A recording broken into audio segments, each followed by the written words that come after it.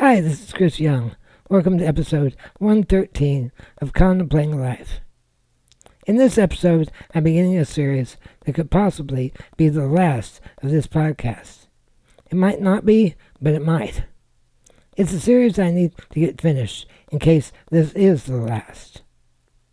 Unless I pull off a minor logistical miracle sometime in the foreseeable future, I'll be leaving the house that I've lived in since I was a few weeks shy of my 4th birthday. I'll be moving into a skilled nursing facility where I hope to live out my days in safety and comfort. This series will chronicle my battles to receive the benefits I need to live a safe and fulfilling life. It will lead up to my current situation, which has led me to conclude it's time to move on to a different setting. I have no idea how long this series is going to take. It's a long story. And as always, when I tell a long, complicated story, I have to start from the beginning. So here goes.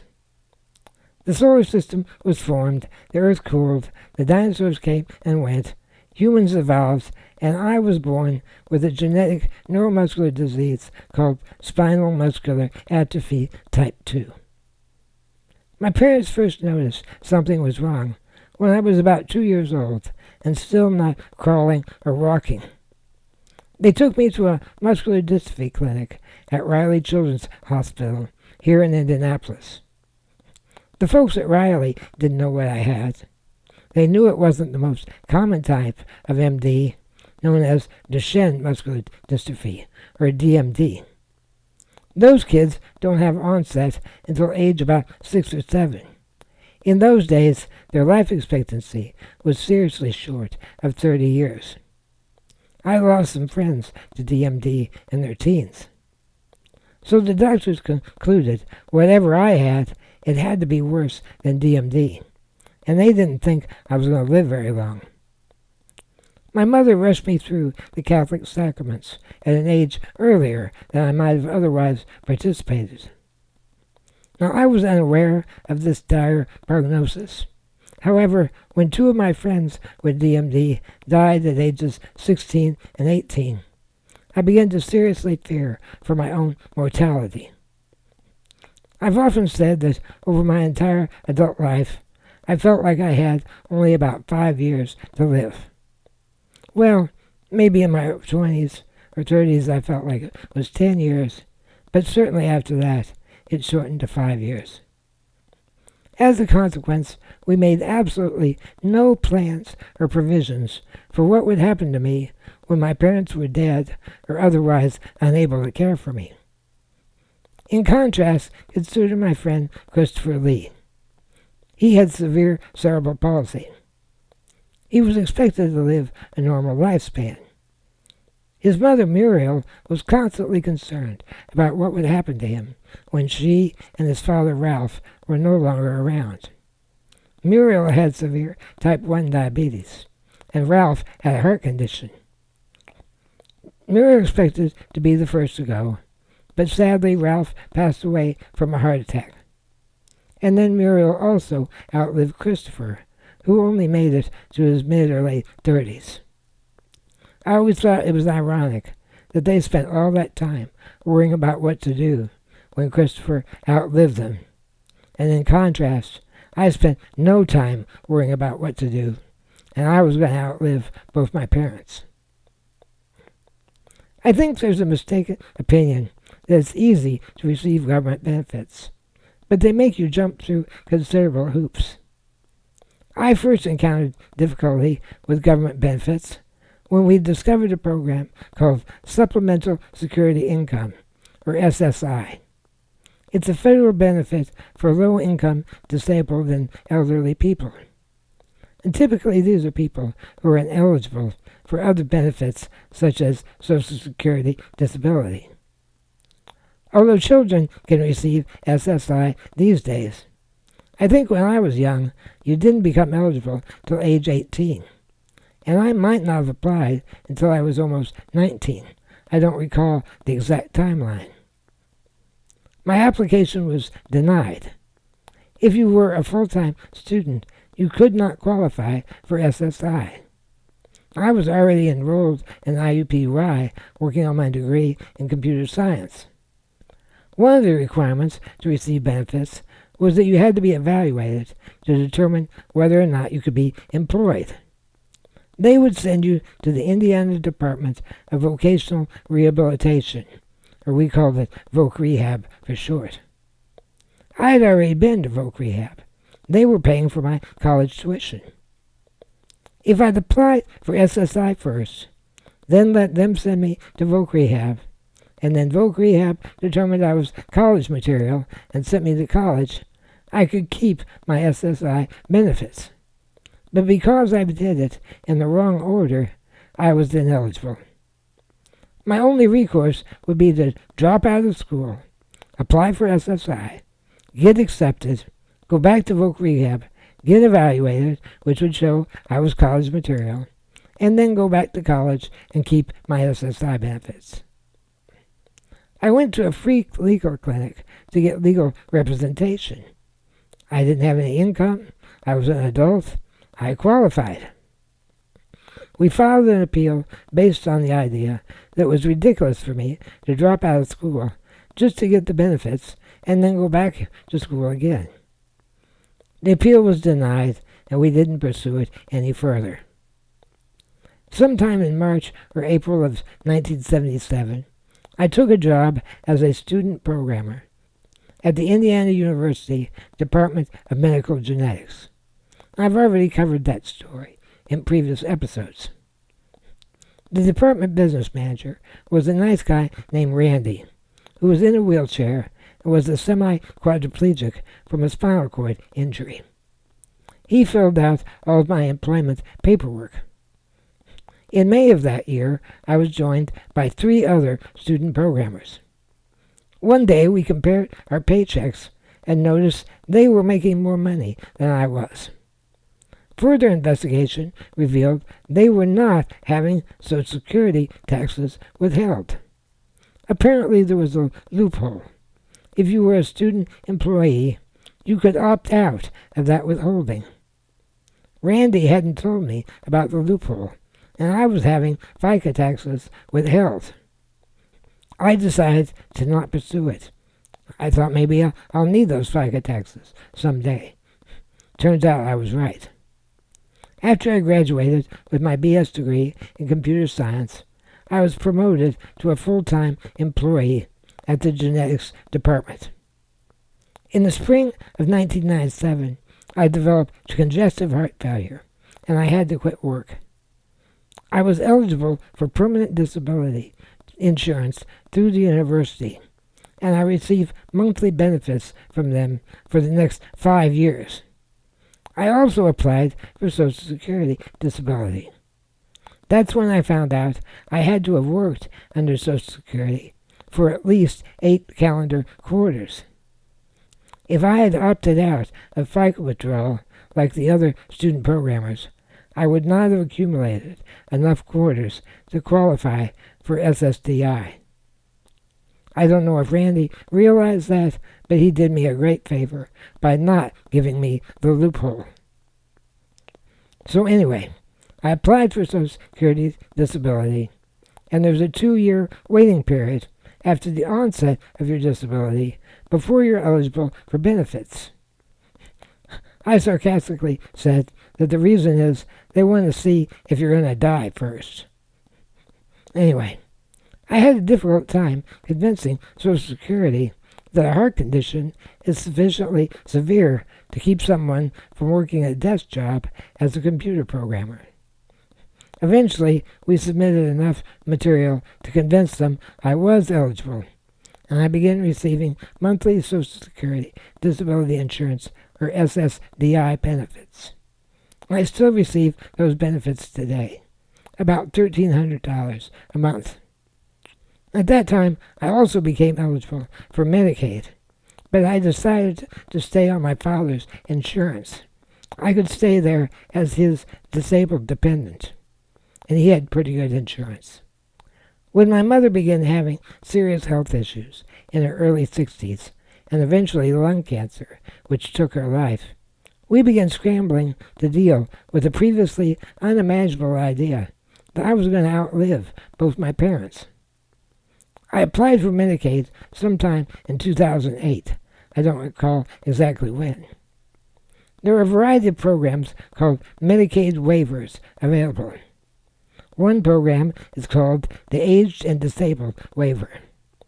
At age 53, I don't think I was aged enough, but I certainly was disabled. The other one was the Developmental Disability Waiver.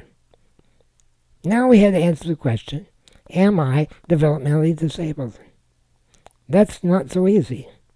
The definition of developmentally disabled, or DD, has changed over the years. The original definition stated that the onset had to be before age 22. That covered the developmental aspect. If it came on later, that didn't affect your development. Then they listed 4 specific diagnoses that would qualify. 1. Mental retardation.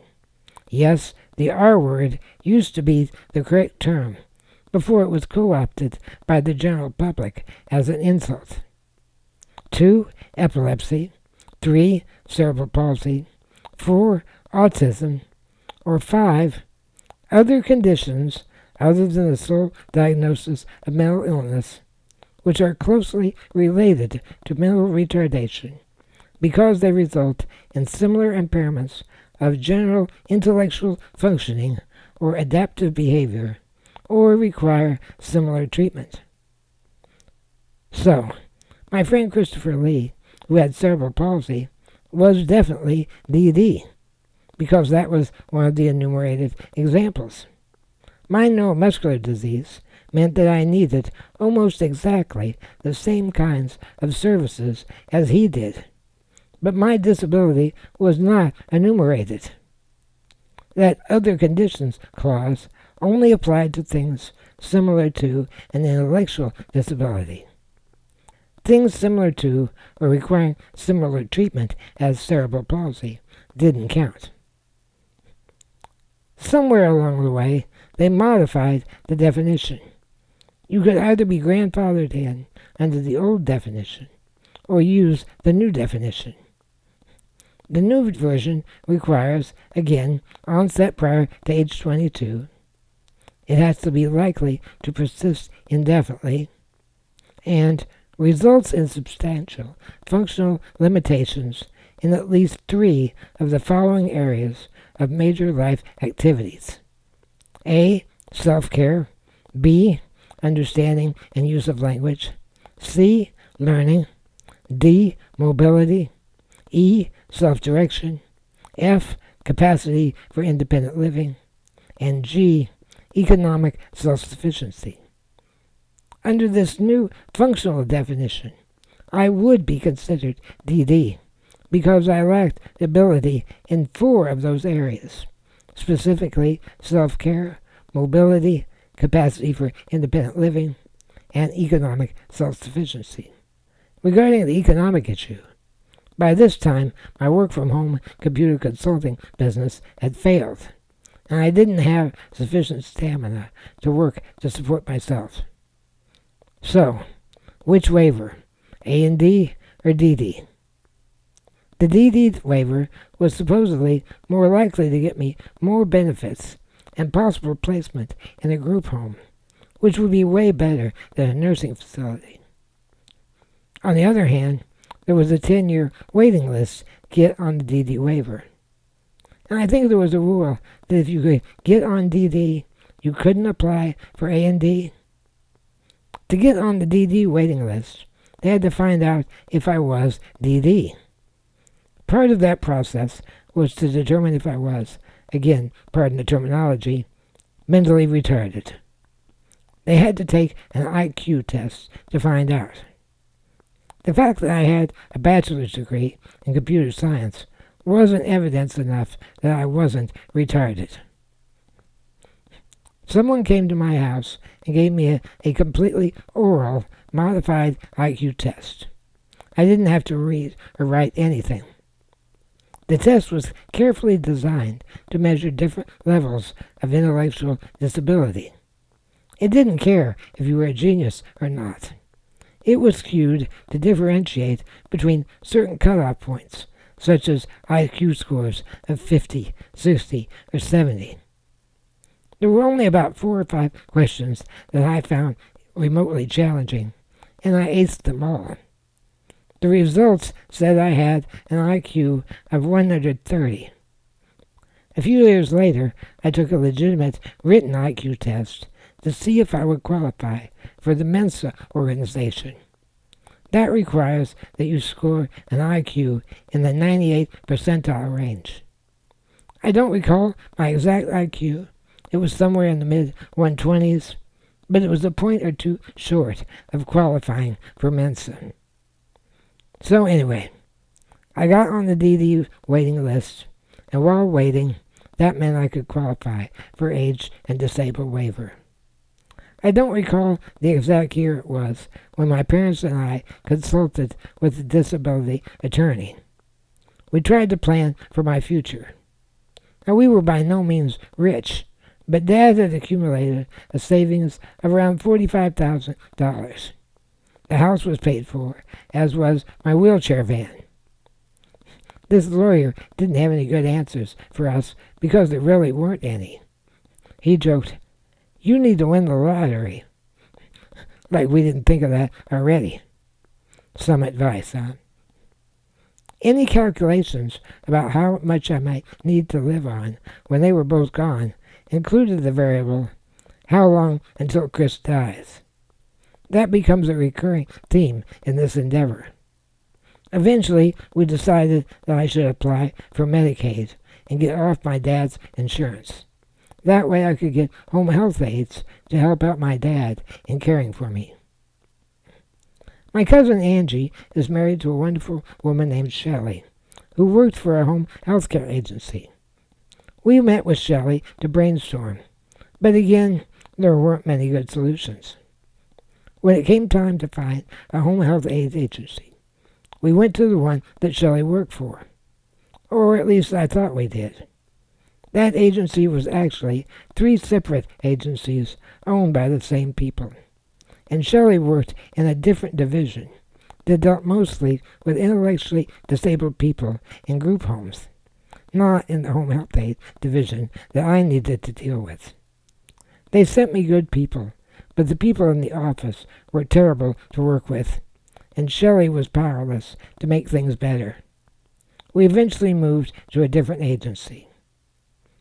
I began receiving care in the form of a home health aide to get me bathed, dressed, and into my wheelchair 5 days a week to relieve my dad from some of these responsibilities. He continued to cover weekends and evenings. This began in December 2008, and we lost Mom in February 2009. I'm terrible at remembering dates, but I can figure this one out because one of my fondest memories was watching the Obama inauguration on January 20th, 2009, with my mom and an African-American home health aide named Destiny. Mom and I are lifelong, very liberal Democrats with a passion for social justice. It didn't mean as much to either of us as it did to my aide, but it meant a lot. And I'm so grateful that Mom lived to see Obama inaugurated. Mom would be appalled at our current political situation. With Mom gone and Dad continuing to age, we again began to revisit what to do when I outlived him, which now seemed a credible possibility. We knew that if I ended up in a nursing facility, my Social Security disability benefits would be cut to just $50 per month for minor expenses. We also had to consider what would happen if Dad needed to go to a nursing home. How would we protect his assets for my sisters and me? There are 2 varieties of trust funds that can be used to protect assets from Medicaid limits. One is called a Miller Trust, also known as a Qualified Income Trust. It's used specifically to manage monthly income that exceeds Medicaid limits. Alternatively, there's a special needs trust that protects assets such as settlements or inheritances to maintain eligibility for needs-based benefits like SSI and Medicaid. It seemed to us that a special needs trust was better. I don't recall how we came to that conclusion. There was an agency called Special Needs Integrity Trust. They would manage your special needs trust for you. They would pool your assets with other clients and generate good returns on investment. You would have a debit card that you could use to access your funds, but it did require some sort of approval for purchases. I was a little bit leery because the majority of their clients were people with intellectual disabilities. I didn't want them to make presumptions about my ability to manage my own affairs. I could just imagine them saying to me, "Oh, sweetie, have your guardian withdraw the money for you." It turns out it was a good thing we didn't go with that agency. I just did a Google search looking for a link to it. But before I found the agency, I came across an article from the Indianapolis Star newspaper titled, "Special Needs Integrity Accused of Having None." The article dated November 16, 2015 begins, "An Indianapolis nonprofit is accused of withdrawing millions of dollars in excessive fees from trusts owned by people with disabilities, according to a lawsuit filed on Monday." Before we did anything, we consulted yet another disability attorney. This one I had a distant connection to. His name is Greg Faribault. Greg has osteogenesis imperfecta, more commonly known as brittle bone disease. It results in a type of dwarfism in addition to the bone issues. Greg's a few years younger than me. He also attended the special ed school, Roberts School, and was a good friend with my buddy Mark Heron, who had muscular dystrophy and lived right around the corner from me. One day while Greg was visiting Mark, the three of us played a game of Monopoly together, although Greg doesn't seem to recall that. Before I discovered computers, I thought I would go to law school and specialize in disability law and accessibility issues. Greg has the career I thought I would have if I became a lawyer. I actually rest a little easier knowing he's out there doing the work I might have done but didn't. There's probably not a major building constructed in Indianapolis in the past 30 years or so for which he has not served as an accessibility or ADA compliance consultant. I think the Colts and the Pacers probably have him on speed dial. When St. Gabriel's Church renovated our sanctuary, Greg was on the team with the architect to consult on disability issues. He met with disabled people in the parish, including me, to talk about our needs.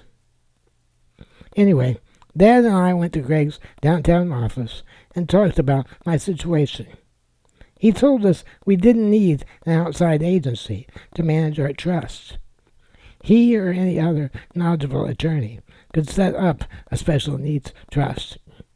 Eventually, we did set up our own special needs trust, but we went with a different lawyer. I don't recall why we didn't use Greg. We found a lawyer on the west side, which was easier to get to than Greg's downtown office, so that might have been it. The trust for the benefit of Chris Young initially had my dad as the trustee, but upon his death, my sister Carol would have that responsibility. And if anything happened to her, it'd fall to my other sister Karen. We also designated the same people in that order as my designated medical representative, and Carol was given power of attorney for both Dad and me. We would still have control over everything, but it would allow her to handle things if Dad couldn't, and it would mean she could sign documents for me, since I couldn't. The inability to sign documents is a problem for a lot of disabled people. I heard a story about the famous Professor Stephen Hawking, who had ALS. He occupied the same position at Cambridge as Sir Isaac Newton, and they have a large logbook that is signed by Sir Isaac and everyone else who's ever held that position. When Hawking signed the book, it was the last time he ever signed his name or wrote anything in his own hand again. My last signature was a little bit less dramatic. I signed all of the trust documents, the power of attorney, and medical representative documents. Well, that's the last time I ever signed documents in ink. In these days, electronic signatures are common. Sometimes you just have to type your name, and it works as an electronic signature. Other times, it lets you draw your name with a mouse.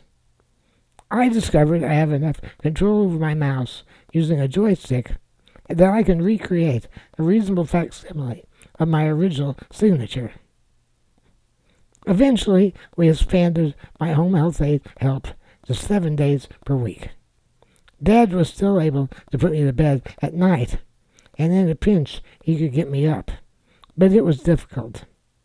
Since 2008, when I first began receiving help from home health aides, through my father's death in February 2019, and up until today, I could not begin to count the number of different home health agencies and caregivers that have come and gone. Most of the aides last only about 6 months, and the main reason they leave is they can't make ends meet on part-time salary. I only need a couple of hours in the morning, and unless the agency can find another client whose hours don't interfere with my needs, they can't get by on just working for me. Except for a small handful, I don't remember the names of many of the people who've worked here. But there are exceptions. One of my favorite aides of all time was a wonderful woman named Raya. She worked for me for about 3 years. We grew very close, but she had to quit when she developed severe back problems. Another was my friend Rick Ruiz, who worked here for 3 years, but also developed health issues and had to quit. The last time I saw Rick was at my dad's funeral. Rick died of cancer shortly thereafter. I'll probably talk about other caregivers who were very special to me in later episodes. But because some of these people have come and gone so quickly, I'm sad to report I don't remember the names of all of them or all of the agencies I've used. Sometimes the agencies are just too difficult to work with. Other times, they simply don't have enough staff to cover my needs, and I have to look elsewhere. So it's been a real struggle for years to keep good people here. I've been blessed with a lot of good ones, but I can't keep them here forever. I'm fortunate to have very good people working for me right now, and we found a way to bypass the middleman and do what's called self-directed care, where I don't have to deal with the intermediate agency. We'll talk about all that maybe in a future episode.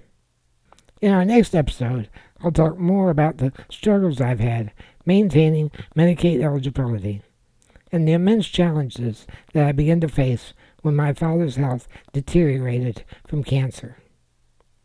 So as always, if you find this podcast educational, entertaining, enlightening, or even inspiring, consider sponsoring me on Patreon for just $5 a month.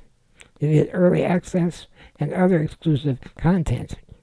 I'm not in this for the money, but every bit helps. As always, my deepest thanks to my financial supporters. That means more to me than I could ever express. And if you can't provide support, just post links. I just want more people to hear my stories. The back episodes are available, so check those out. Leave comments or questions wherever you found the podcast. I'll see you next time as we continue contemplating life. Until then, fly safe, everyone.